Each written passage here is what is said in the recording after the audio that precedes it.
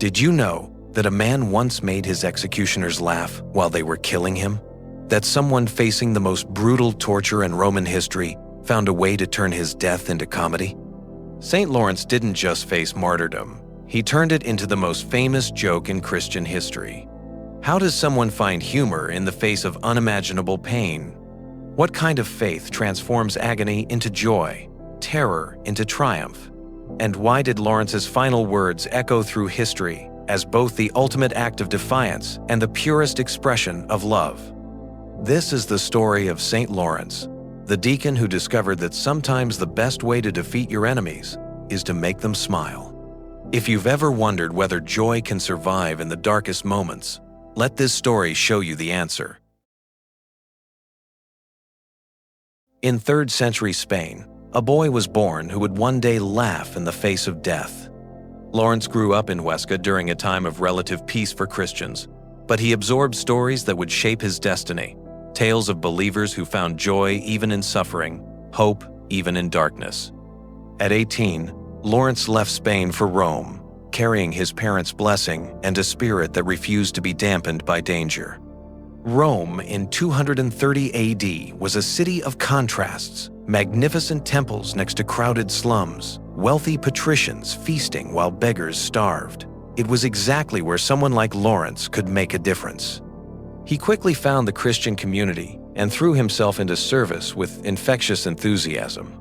Lawrence was ordained as a deacon, one of 7 men responsible for caring for the poor, sick, and forgotten. While bishops preached and priests celebrated liturgy, deacons fed the hungry and managed the church's charitable works. But Lawrence brought something unique to his ministry, an irrepressible sense of humor that transformed even the most difficult situations.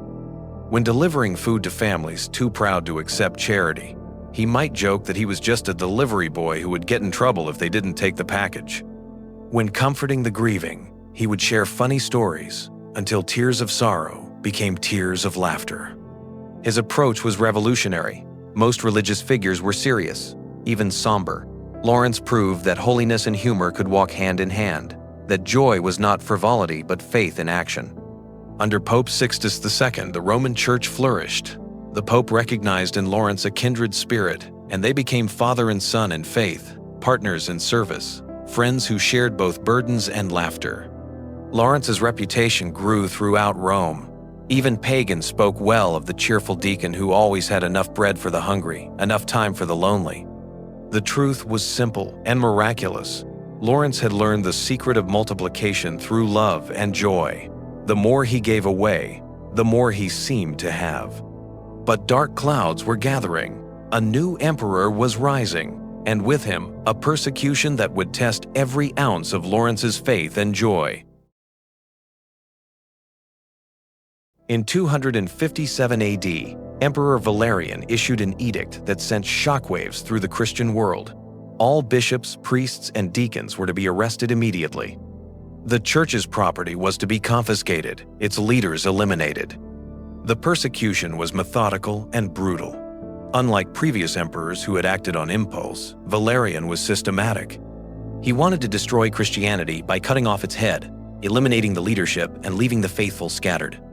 Lawrence and Pope Sixtus faced a choice: flee and abandon their flock, or stay and face certain death. The decision was never in doubt.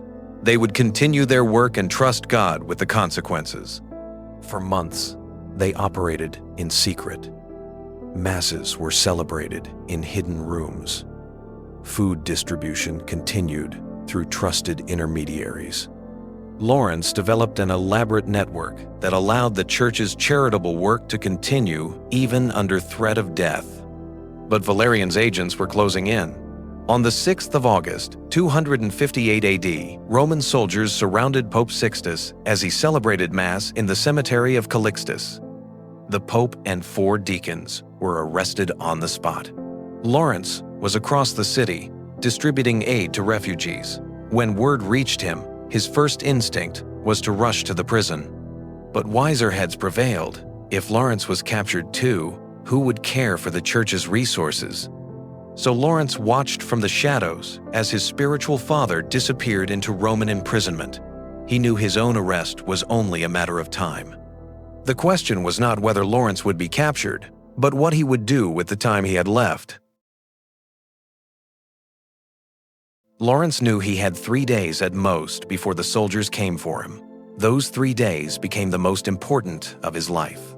He worked with fury, born of love, distributing the church's remaining resources with the speed of someone racing against time. But Lawrence did more than just give away money. He used those precious hours to create something the Roman authorities would never expect: the church's greatest treasure hunt. Working with trusted helpers, Lawrence systematically emptied the treasury. But instead of distributing everything randomly, he gave it to the people who would guard it most carefully: the poor, the widowed, the disabled, the outcasts of Roman society. To a blind beggar, he entrusted a golden chalice. "Keep this safe," he said with a wink. "It's more precious than you know." To a crippled veteran, he gave a silver paten. Each gift came with instructions, sometimes serious, sometimes playful. By the 3rd day, Lawrence had transformed the church's wealth into something Roman soldiers could never find: love distributed among the people who needed it most. The treasury was empty, but the real treasure was safely scattered throughout the city. On the 10th of August, the soldiers came. Lawrence was ready. He greeted them with his usual cheerful smile, as if they were friends arriving for dinner rather than executioners. "Gentlemen," he said warmly, "what took you so long?" The soldiers were confused by his manner. Most prisoners begged or tried to run. Lawrence acted like he was welcoming guests. At the prison, Lawrence was brought before the prefect of Rome. "Lawrence," the prefect began, "you are responsible for the church's treasury. Tell us where the wealth is hidden, and your death will be quick and merciful." Lawrence's response would become legendary. He looked the prefect straight in the eye and smiled the smile that had comforted thousands. "Sir," he said politely, "I would be happy to show you the church's greatest treasures, but I'll need 3 days to gather them all together." What was Lawrence really planning? The prefect was intrigued. Here was a Christian eager to cooperate, willing to reveal secrets in exchange for a few more days of life. Very well. He agreed. 3 days, but if you try to deceive us, your death will be far less pleasant. Lawrence nodded seriously. "I give you my word that in 3 days, I will present you with the greatest treasures of the Christian church." What the prefect didn't realize was that Lawrence had already spent the previous 3 days preparing for exactly this moment. The church's gold and silver were gone, safely distributed among the poor. But Lawrence had something far more valuable to show. For the next 3 days, Lawrence used his freedom to put the finishing touches on his masterpiece. He visited every corner of Rome where Christians served the forgotten. He spoke with the blind and lame, the widowed and orphaned, the slaves and refugees. To each one, he extended a special invitation. In 3 days, he told them, "You are invited to be part of the greatest treasure display in Roman history." On the 13th of August, Lawrence appeared before the prefect as promised. But he was not alone. Behind him stretched a line of people that seemed to go on forever, hundreds of the poorest, most broken, most desperate human beings in Rome. There were blind beggars and crippled veterans, widows clutching orphaned children, freed slaves bearing scars, refugees who had fled persecution, the sick, the elderly, the forgotten, all walking slowly toward the prefect's tribunal. The Roman officials stared in confusion and growing anger. Where were the chests of gold? Where were the precious vessels and gems? Lawrence stepped forward with the confident bearing of a man about to reveal crown jewels. He gestured grandly toward the assembled crowd and spoke words that would echo through history. "Behold, these are the treasures of the church. In these people, the church has invested her wealth. They are more precious than gold, more valuable than silver. This is where we have stored our treasure, in the hearts and lives of those whom the world has forgotten, but God remembers." The silence was deafening. The prefect's face cycled through confusion, realization, and finally, pure fury. "You dare to mock Rome?" he whispered. Lawrence's smile never wavered. "Sir, I have shown you exactly what you asked to see. If you cannot recognize their value, perhaps the problem is not with the treasure, but with the appraiser. It was the most elegant insult in history, delivered with such cheerful politeness that its target almost missed the barb. When the prefect finally understood what Lawrence had done, his rage was volcanic. Lawrence had won, and now he would pay the price for victory. The prefect's revenge was designed to match his humiliation. "You want to make jokes?" he snarled. "You will be roasted alive over a slow fire. Let us see how long your Christian joy lasts when your skin begins to burn." Death by gridiron was one of Rome's cruelest punishments. The victim was strapped to a metal grate and slowly roasted over burning coals, designed to maximize both pain and humiliation. Lawrence received the sentence with the same calm joy he had shown throughout. As soldiers prepared the gridiron, he spent his final hours in prayer, not pleading for rescue, but giving thanks for the privilege of dying for his faith. On the 13th of August, 258 AD, before a crowd of curious Romans, Lawrence was stripped and bound to the iron grate. The fires were lit beneath him, carefully controlled to provide maximum suffering. What happened next became the most famous martyrdom in Christian history. As the heat began to build, as his skin started to burn, Lawrence did something no one expected. He began talking to his executioners, not with curses or pleas, but with the same cheerful conversation he had always enjoyed. "You know," he said conversationally, as if commenting on the weather, "I think this side is done now. Perhaps you should turn me over." The crowd erupted in astonished laughter. Here was a man being roasted alive, giving cooking instructions to his executioners. Some spectators began to cheer, not for his death, but for his incredible courage. The soldiers, confused and unnerved, actually did turn him over. Lawrence continued his commentary. "Perfect. You're really quite good at this. Have you considered a career in cooking?" Even the hardened executioners began to smile despite themselves. They had never encountered anyone like Lawrence. His joy was infectious, his courage inspiring, his humor irrepressible. As the fire did its horrible work, Lawrence never stopped talking, never stopped smiling, never stopped finding ways to turn agony into witness. He spoke about Christ's love, the joy of service, the privilege of dying for truth. His final words, spoken to the prefect, were delivered with polite courtesy. "Thank you for this opportunity to show the world that Christ's love is stronger than Rome's hatred. I'm quite done now, if you'd like to remove me from the fire." With that, Lawrence smiled one last time and commended his spirit to God.